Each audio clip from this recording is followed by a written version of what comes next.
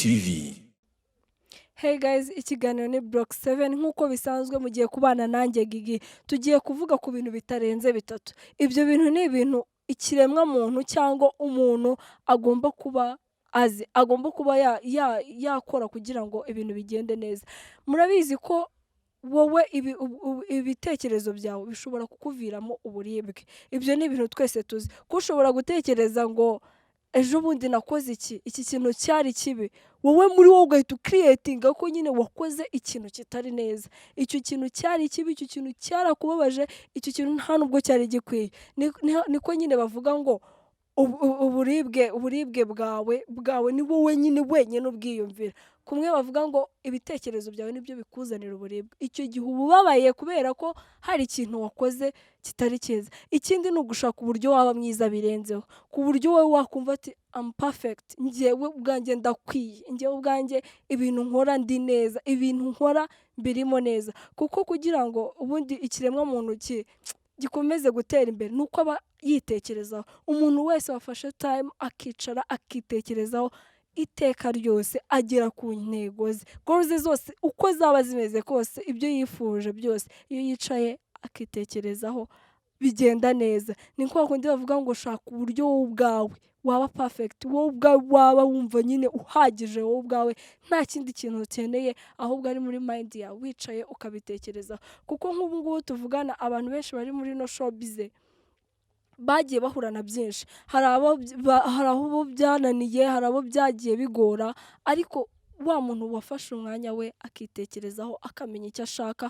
akumva ko arenze, akumva ko nyine nta wundi muntu wamukorera ibyo, ari we ubwe, uwo muntu agera ku cyo ashaka. Turabazi benshi, sinshaka kubavuga ariko mwese murabazi guys, bagiye bagira byinshi bageraho kubera ko bafashe time avuga ati ngiye ngomba kuba mwiza, ngiye ndashoboye, ngiye nakora iki ngiki. Abo bose murabizi kandi muzi ko kandi nzi neza nuko ibitekerezo byawe, ibyiyumviro byawe nyine, uburibwe, ububabare, ibyo byose bikorwa n'ibitekerezo byawe.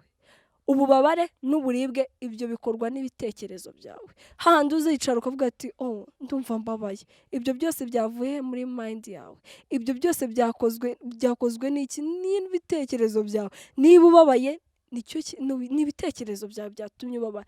Niba wumva wishimye nabyo ni ibitekerezo byawe. Niba wumva ufite ubwoba, ubwo bwoba bwavuye mu bitekerezo byawe. Ese ni iyihe nzira twacamo kugira ngo turwane n'ubu buribwe buterwa n'ibitekerezo byacu? Ese ni iki twakora kugira ngo wumve ko nyine ubwo buribwe ufite mu bitekerezo byawe bwagabanyuka? Ntabwo wakura uburibwe mu bitekerezo byawe. Ni kwa kundi bavuga ngo mu gihe ushaka gutandukanya ibitekerezo byawe, ubwoba bwawe ukabitandukanya n'umubiri wawe, aho icyo ni cya gihe ugenda ugasafaringa, cya gihe ugenda ugahura n'ibintu bikomeye cyane. Kubera iki?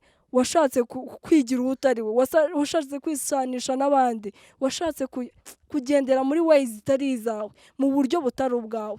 Icyo ni cyo gihe umuntu ababara, kuko washatse kwikuramo wowe.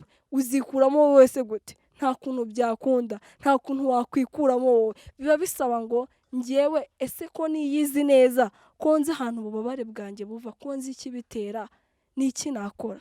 Ese ni iki umuntu yakora? Ni iki kiremwa muntu gikeneye kugira ngo ubwo bwoba bwawe bukorwa n'ibitekerezo byawe bigende bigabanyuka? Ibyo byose ni process, ni inzira. Ariko ikintu cya mbere ugomba kumenya ngo ese ndabana n'ubu buribwe gute? Ese ibi bitekerezo byanjye ndabasha kubikontorora gute? Biransaba iki? Ndabikora nte? Ese ndanyura mu buhe buryo? Ibyo byose ni wowe ugomba kubyitekerereza. Gushaka kwisanisha n'abandi ntago ari neza. Niyo mpamvu bivuga ngo umuntu wese iyo uzi kumva ukuri kwawe biragufasha kugira ngo ufashe abandi.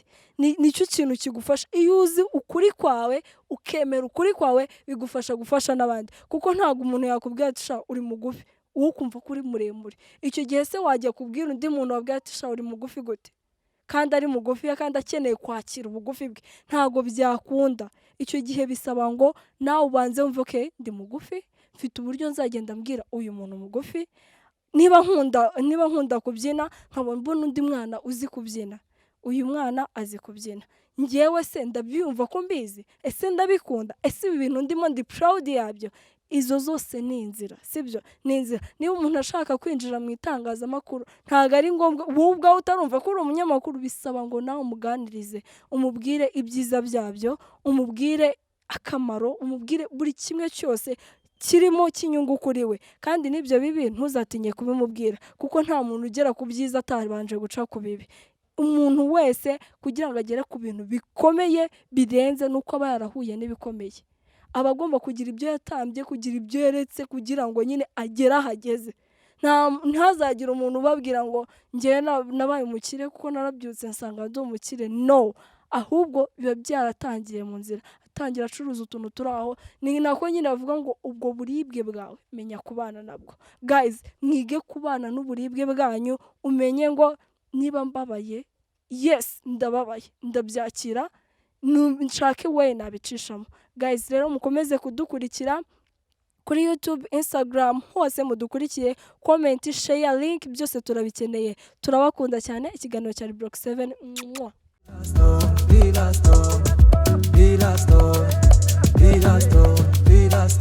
On TTV.